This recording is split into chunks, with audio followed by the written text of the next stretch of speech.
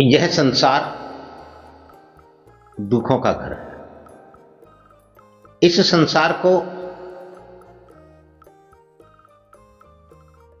संतों, महात्माओं, ऋषियों, मुनियों, त्यागी, तपस्वियों, संतों और सतगुरुओं ने दुखों का घर कहा है। कितना विचित्र है ये। इस सृष्टि की रचना प्रकृति ने की, परमात्मा ने की, और प्रकृति परमात्मा के प्रतिनिधि संत, महात्मा, सतगुरु, ऋषि, मुनि, त्यागी, तपस्वी, वही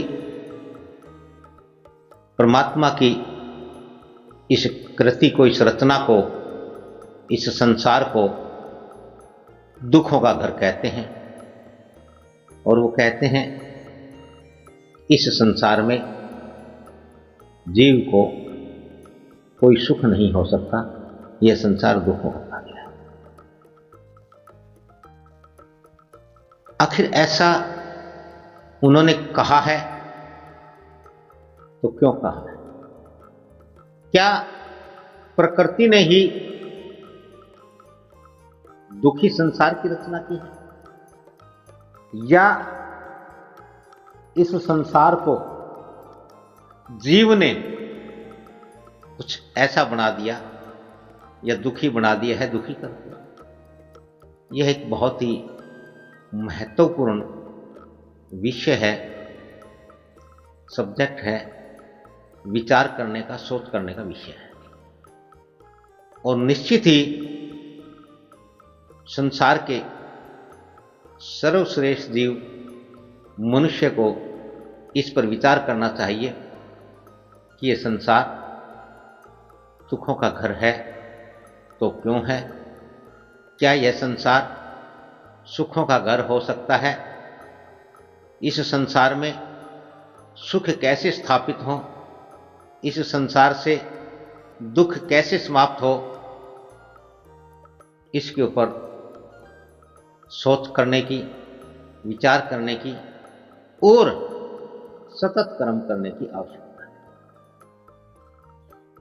हमारे संत महात्माओं, सतगुरुओं ने अपने अनुभव के आधार पर जो उन्होंने प्रकृति से, परमात्मा से जाना, सीखा, जो उन्होंने देखा, यानी कि जो अनुभव किया, उस सत्य के आधार पर इन सत्पुरुषों ने, इन सतगुरुओं ने, इन संतों और महात्माओं ने ऐसा कहा है। तो निश्चय ही ये संसार दुखों का घर ही है, दुखों का घर ही होगा। तो दुखों के घर में, इस संसार में जीव जीना क्यों चाहता? जीव इस दुखों के संसार में मरना क्यों नहीं चाहता? यह एक रहस्य है, यह एक भेद है। और इस भेद के बताने वाले इन सत्पुरुषों, इन संत महात्माओं, सतगुरुओं, इन ऋषि मुनियों से ही जाना जा सकता है।